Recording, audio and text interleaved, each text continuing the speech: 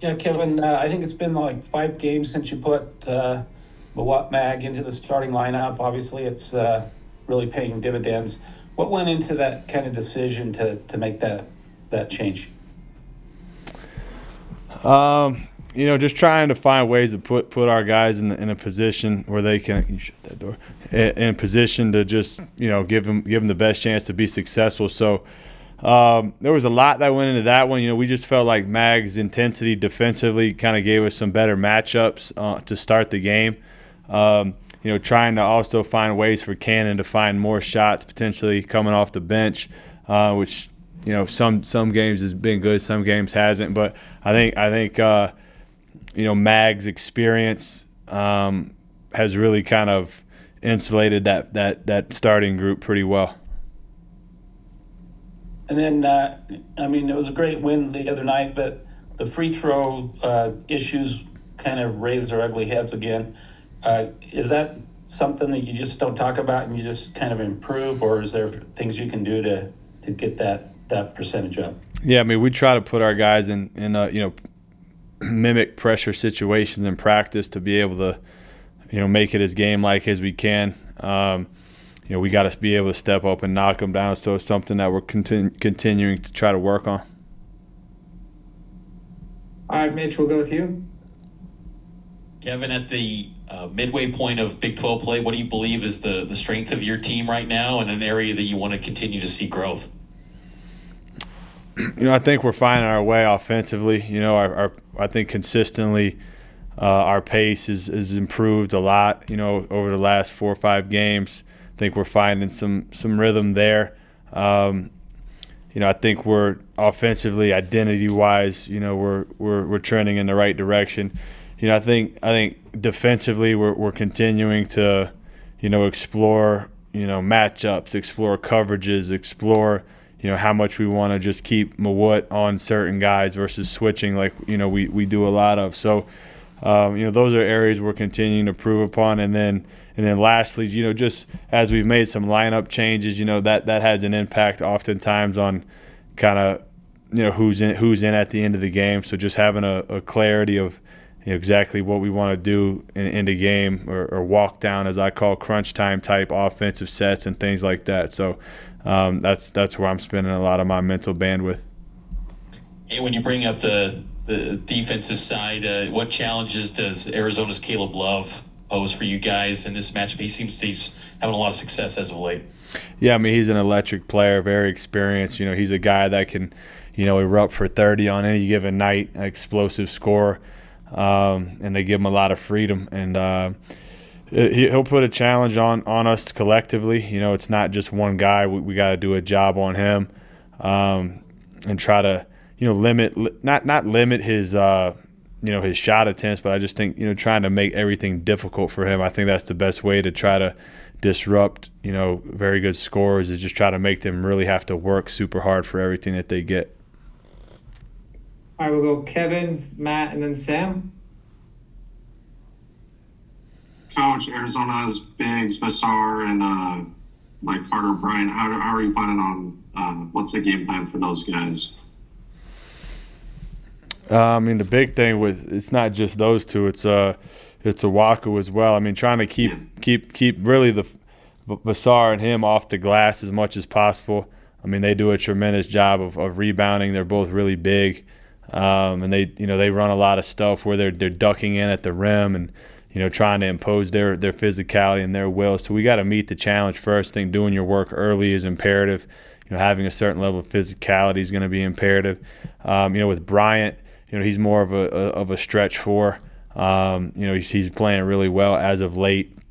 Trying to neutralize him from three, and make him beat you doing something else. And then with Richie and Mag both playing together in the starting lineup, what about those two specifically allows you to do the things you do on offense and defense?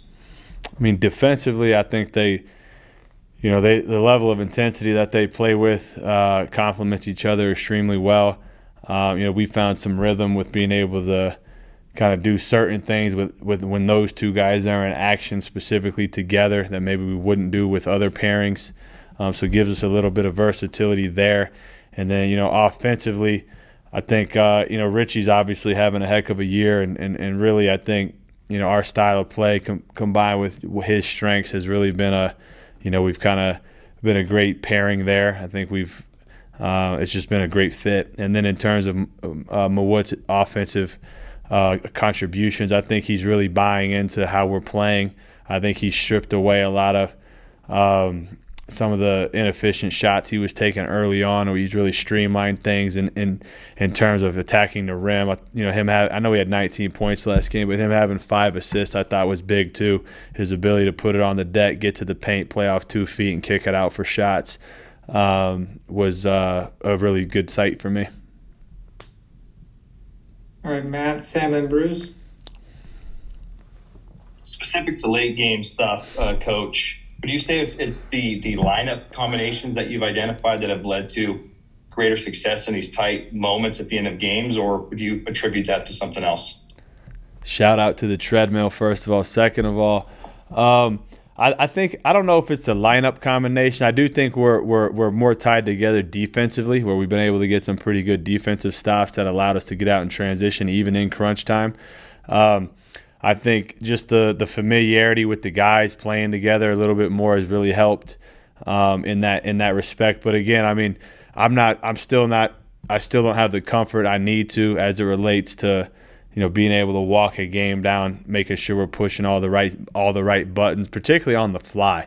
I think coming out of timeouts, we've been really organized, but being able to execute things that we want to execute without a timeout is an area we need to continue to explore and continue to just make sure we're putting the guys in the right positions. With the tip time being so late tomorrow, does that change preparation?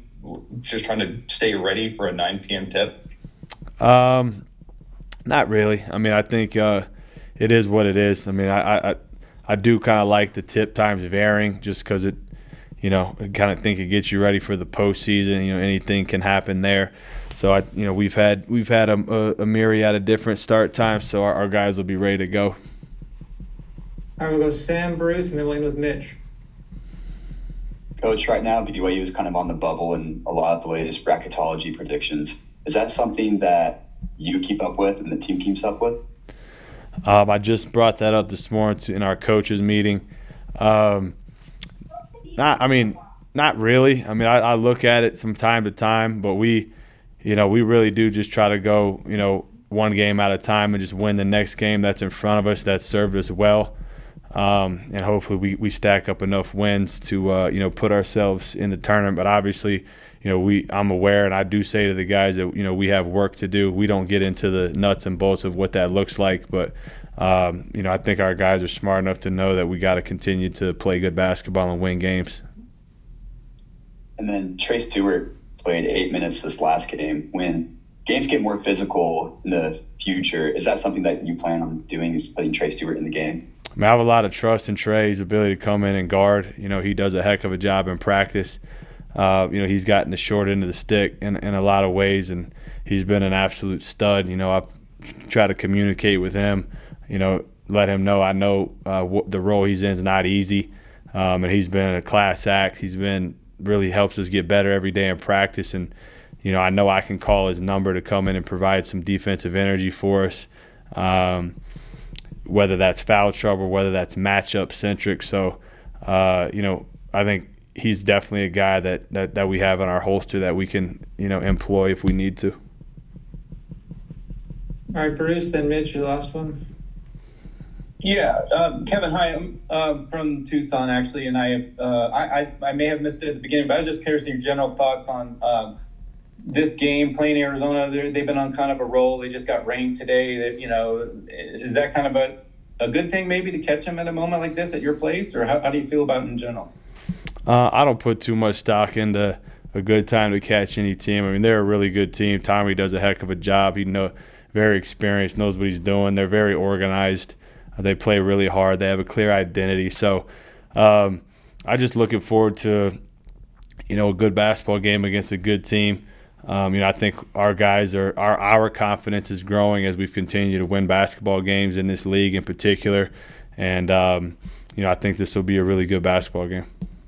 Okay. And if I could ask you, I know you talked to this probably with your guys a lot up there, but how has the adjustment gone for you? Obviously, you were in college. I know years ago you had some experience, but all these years, G League, NBA, et cetera, and then coming in, how is the season compared to you?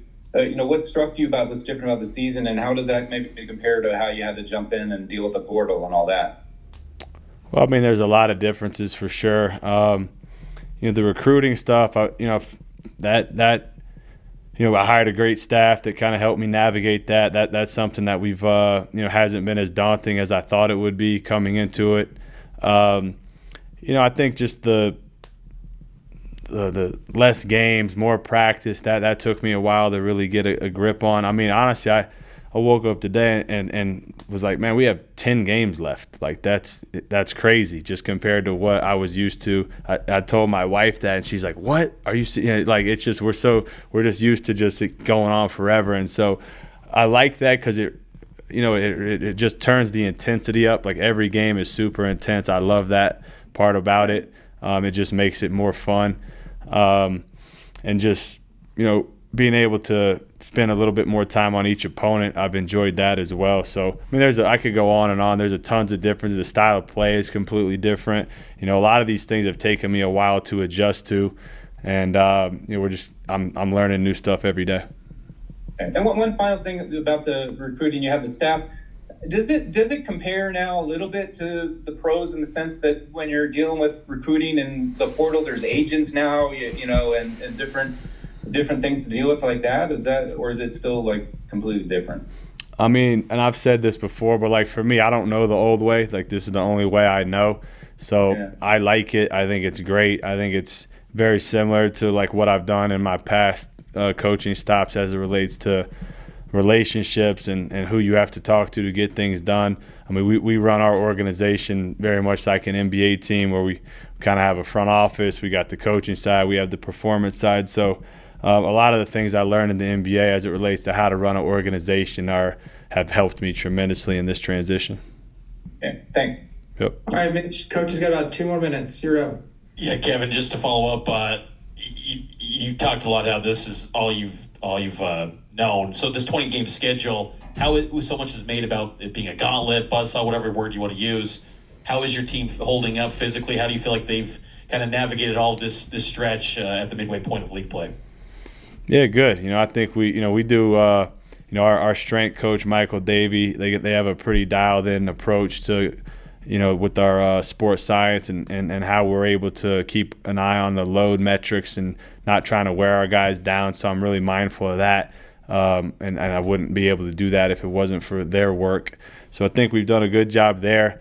Mindful of just the mental strain a season puts on a team and players and coaches alike. And so we try, obviously we have the built-in Sundays off, which has actually been a real nice thing, quite frankly. So we try to sprinkle in other days off where people don't get, run down and things like that, and try to keep everything fresh. So the 20-game gauntlet, it is a gauntlet because it's just a level of intensity in each game. I mean, that's one of the big differences of NBA regular season to college regular season is, there's very few nights where it's not just going to be a dogfight. In the NBA, you get cupcake games all the time because guys are on back-to-back, this, that, the other. There's so many variations of what each game looks like, whereas in this, it's, if you don't bring it, you're going to get smacked. All right. Thanks, guys. Thank you, Coach. Appreciate it, guys.